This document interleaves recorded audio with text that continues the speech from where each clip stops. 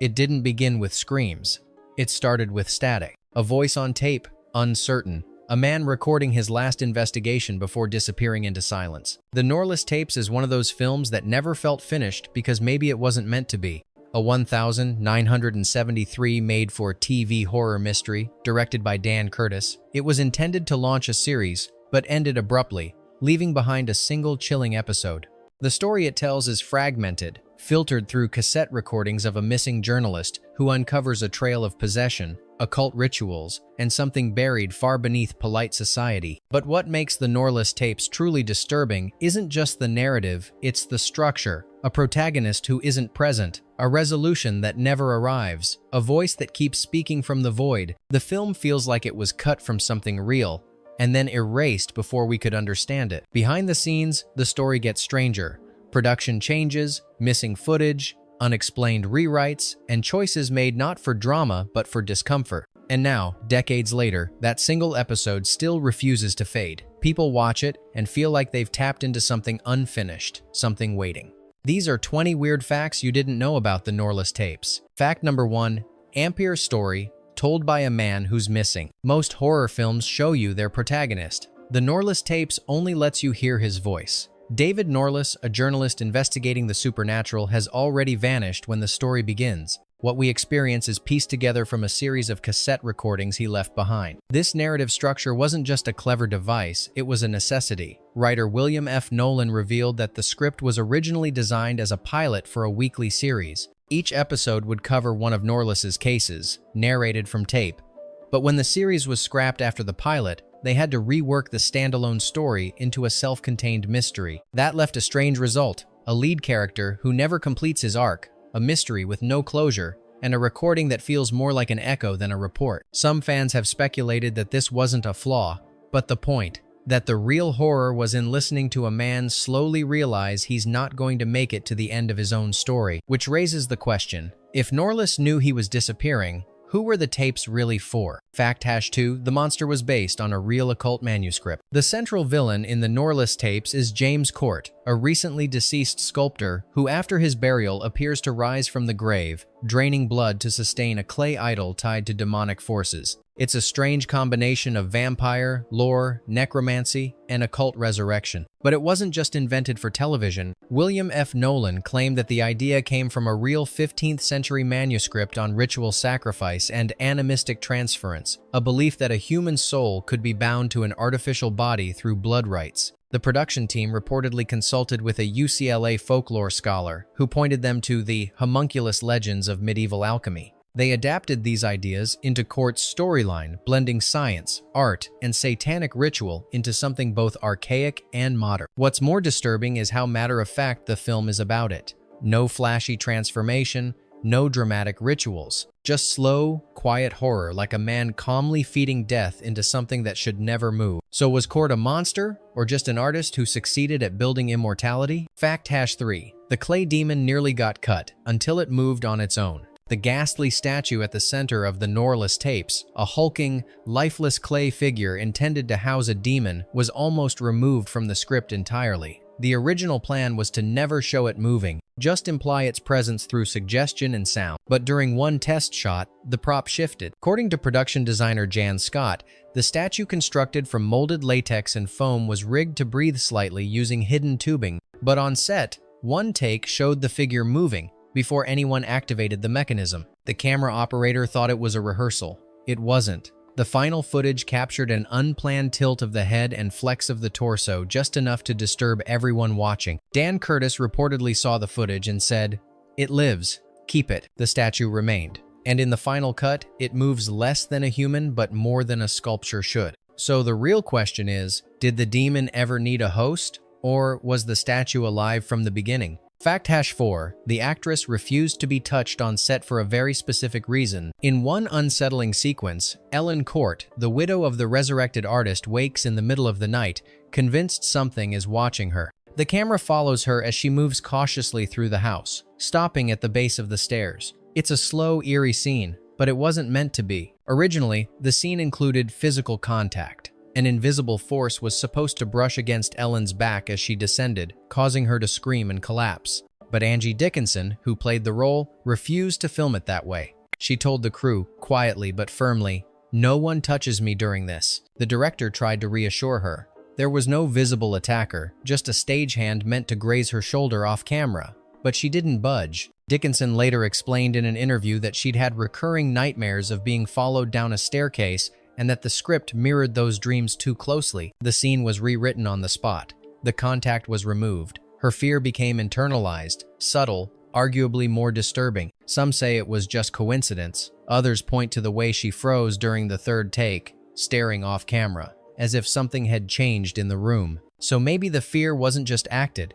Maybe it had been waiting there all along. Fact #5, Dan Curtis shot the window scene 9 times for a 3-second reaction. There's a brief but memorable moment in the Norliss tapes where Ellen glances toward the window and recoils. We don't see what she sees, but her face says everything. It lasts exactly 3 seconds. And yet, Dan Curtis reportedly shot it 9 times. Why so many takes? According to crew notes, Curtis didn't want fear. He wanted confusion, then dread, then doubt. In that order, he instructed Dickinson to imagine seeing something she couldn't be sure was real, and then realizing she'd already seen it before. The original idea was to use flashing lights outside the window, but Curtis scrapped the effects. He kept the darkness. He kept the silence. In post-production, he selected take #7, the only one where Dickinson blinked then didn't. That tiny delay, he said, made all the difference. And maybe that's the most terrifying part.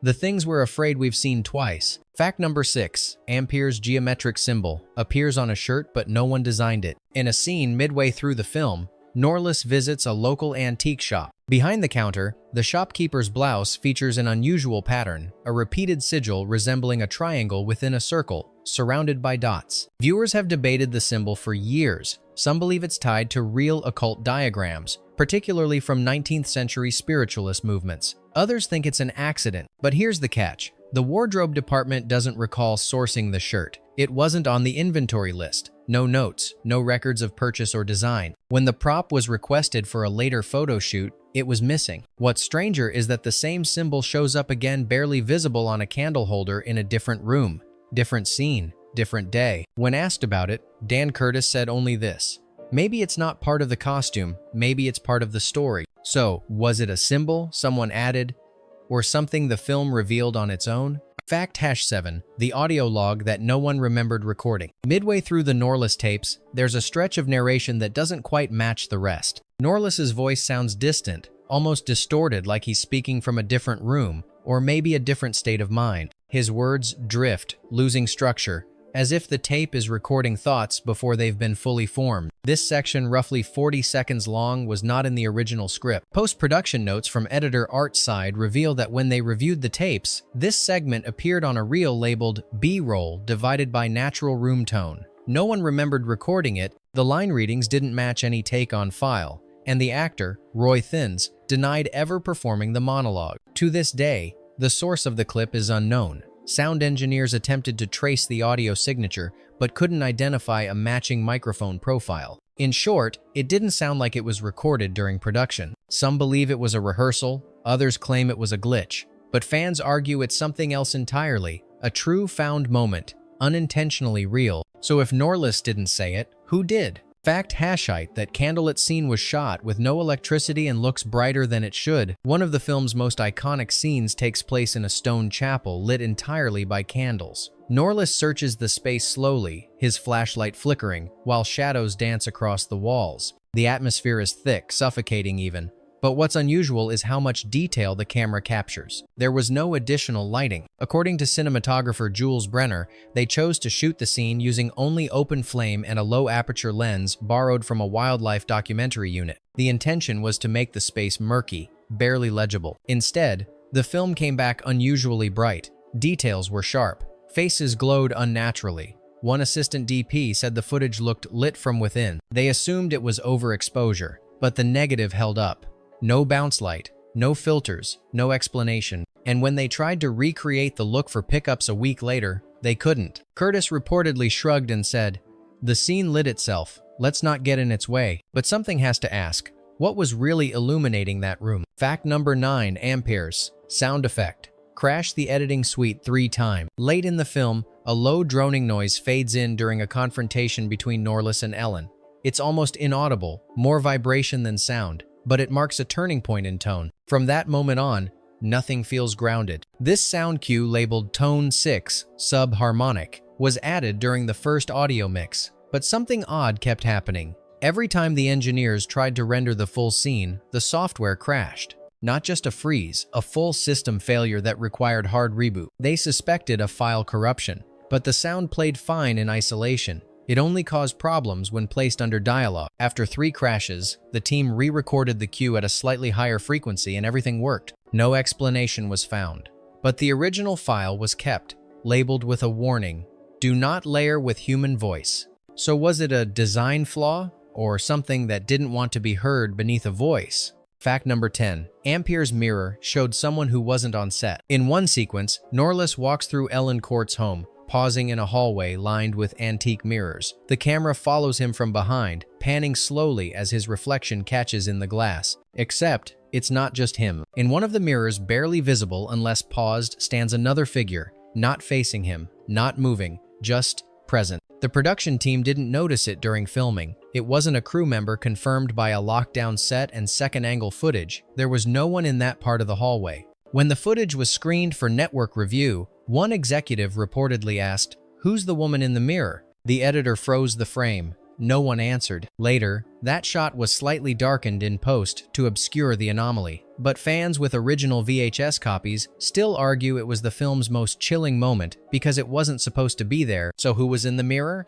And did she know she was being filmed? Fact élevé scene was missing, but no pages were ever cut. There's a jarring moment in the Norliss Tapes when Norliss references a conversation the audience never heard. He mentions details, names, locations, things that were never introduced. Fans assumed a scene had been deleted, but when researchers acquired a shooting script in the early 2000s, something didn't line up. The scene wasn't missing from the edit. It was missing from the script, but not from the audio. Somehow, lines were recorded, performed, and inserted into the final cut, without any trace of a written version. Actor Roy Thins, who played Norliss, didn't recall improvising those lines, and the continuity supervisor confirmed no such dialogue was ever reviewed on set. The lines exist. They were broadcast. They remain in all versions, but no one knows who wrote them, which raises a strange possibility. Did the film continue writing itself after production wrapped? Fact Hasson 2. That graveyard fog wasn't in the forecast or the budget.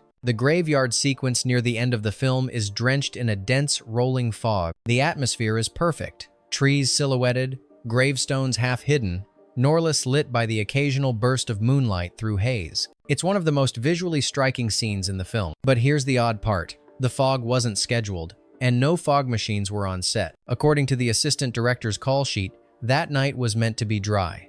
The forecast was clear, and the lighting was calibrated for open air, not diffusion. Yet when they arrived on location, the cemetery was already blanketed in mist. Crew assumed it would pass, but it thickened. Cameras rolled anyway. Dan Curtis didn't question it. He leaned in, saying only, "Let it breathe." The fog lifted immediately after wrap.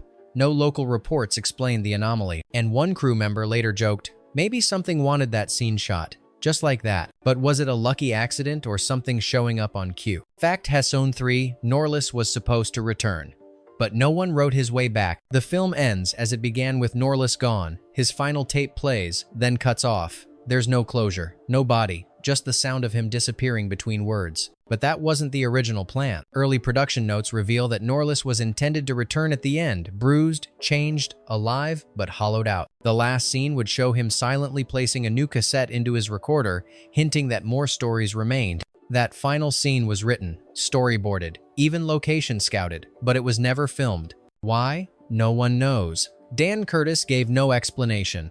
The pages vanished from the shooting script after week 2, and when asked later, co-writer William F. Nolan simply said, maybe he never came back because he was never meant to. So the tapes play on, with no voice at the other end. And maybe that's the real horror. Not that Norliss vanished, but that he's still recording, somewhere. Fact Hasson 4, the most terrifying scene?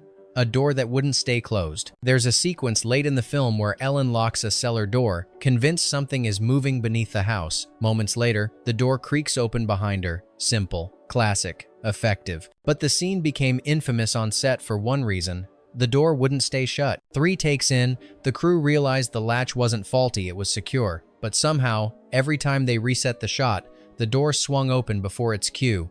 No draft, no rig, nothing physical. They tried nailing it shut. It still moved. Dan Curtis finally told them to leave it. No effect, no stunt. Just film it as it happened. The footage made it into the final cut, and to this day, no one has explained how it opened. One camera operator later said, "It wasn't part of the film, it was part of the house." So maybe Ellen was right. And maybe the door never wanted to stay closed in the first place. Fact Hasson 5, the final shot fades out, but the audio doesn't. As the Norliss Tapes ends, the screen fades to black. But if you listen closely, the audio continues for 2 full seconds beyond the final frame, a faint hiss, a rhythmic ticking, then a low voice. It's not Norliss. It's not anyone we've heard before. The noise is barely perceptible, most viewers never catch it. But audio engineers reviewing the remastered version in 2006 flagged the tail end as containing anomalous low-frequency data. When isolated, the waveform reveals a soft, 2-word phrase. Some hear, "Still listening." Others claim it says, "Help me." The source remains unidentified. The studio had no record of the edition, and it doesn't appear in the master script. Dan Curtis was asked about it in an interview shortly before his death. His answer? A smile and silence. Because sometimes, it's not about what the tape says. It's about what's still waiting after it stops. Fact Hashonisks. The tapes were numbered higher than the script allowed. In the film, Norliss refers to multiple audio tapes, each containing details of his investigations, but only a few are played, and something doesn't quite add up. In one scene, Ellen finds tape Hashonon. Later, the voiceover references tape Hashon 4. But the script ends at tape #7. Where did the rest come from? Production documents show only 6 labeled tapes were used during shooting. But in the finished edit, audio segments are tagged with higher numbers, some not matching any written page. The audio itself exists, the footage matches, but the continuity doesn't. One theory suggests the editors deliberately skipped numbers to suggest unseen investigations. Another, more disturbing idea, that some tapes were added without the writer's knowledge. A junior editor once claimed that tape numbers were changed during a late-night session by someone who wasn't on the credits list. So ask yourself, how many tapes did Norliss leave behind? And how many are we still not meant to hear? Fact Hashown 7, the planned series was scrapped. Without a public explanation, the Norliss Tapes was never meant to stand alone. It was a pilot, a starting point for a weekly series about a man documenting supernatural threats no one else believed in. But the series was canceled before it aired, and NBC never gave a reason. Dan Curtis had contracts. Scripts were in early drafts. A second episode was outlined, involving a haunted monastery and a priest who couldn't die. Production was greenlit, and then silent. Some blame ratings predictions. Others say executives didn't want a weekly show that blurred the line between fiction and forbidden subject matter. But one crew member put it another way. They didn't cancel the series. They just didn't want more tapes turning up. So what scared the network more? The subject matter? Or what they couldn't explain behind the scenes? Fact Hashown 8. The film was aired once then nearly vanished. The Norliss Tapes aired on NBC in February 1973 and then seemed to disappear. No reruns, no VHS release for nearly 2 decades. For years, fans referred to it as that one with the tapes, unsure if they imagined it. Why? Broadcast records show that the master tape was pulled from rotation due to technical inconsistencies, but no such inconsistencies were ever detailed. And when home video rights were discussed, the legal team stalled, citing unresolved issues with audio ownership. Some now believe it wasn't about rights. It was about tone, the show's realism, its structure, its unanswered questions too raw for primetime, too ambiguous for TV horror, and too close to something the network didn't want to be associated with. The film faded not because it failed, but because it felt like something that should have stayed buried. Fact Hashonen viewers reported side effects after watching. Over the years, scattered accounts have surfaced from viewers who watched the Norliss Tapes during its original broadcast or later on VHS and experienced something strange. Not terror, not nightmares. Disorientation. A journalist in Portland wrote about losing time, claiming he started the movie at 9 p.m., but after it ended, found his watch reading 11:43. A woman in Houston reported hearing static from her stereo for days afterward, only when the TV was off. No formal studies were conducted, no pattern confirmed, but enough reports emerged to become urban legend that the Norliss Tapes didn't scare you, it rewired your sense of space and sound. Audio engineers reviewing the film noted unusual frequency shifts embedded in the score low enough to bypass conscious hearing. So maybe the film wasn't trying to frighten you. Maybe it was trying to leave a trace. Fact#20, the script ended mid-sentence. The final script for the Norliss Tapes is archived in a private collection, typed, annotated, and, near the end, abruptly cut off. No the end. No fade-out. Just a half-line of narration from Norliss, ending on a word fragment. And if this voice reaches, that's it. William F. Nolan later said that the ending was left blank intentionally. Dan Curtis believed in open loops, stories that never fully closed. But some claim that the script was longer, and that the final pages were lost after a fire in the studio office. Whether accidental or by design, the result is the same.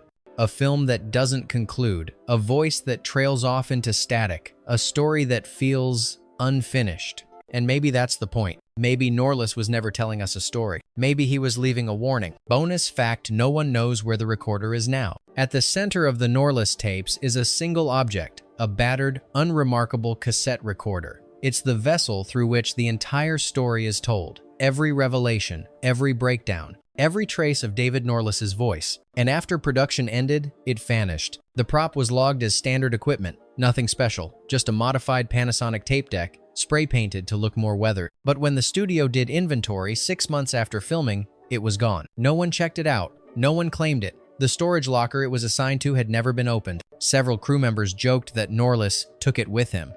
But years later, when collectors tried to recover production materials for restoration, they couldn't even find a photo of the recorder in behind-the-scenes archive. It simply disappeared. Some say it's out there still recording, and maybe that's why the film never ends. Because somewhere, a new tape is still running. Some films entertain, others explain. But the Norliss Tapes, it lingers. It's not just about what happened.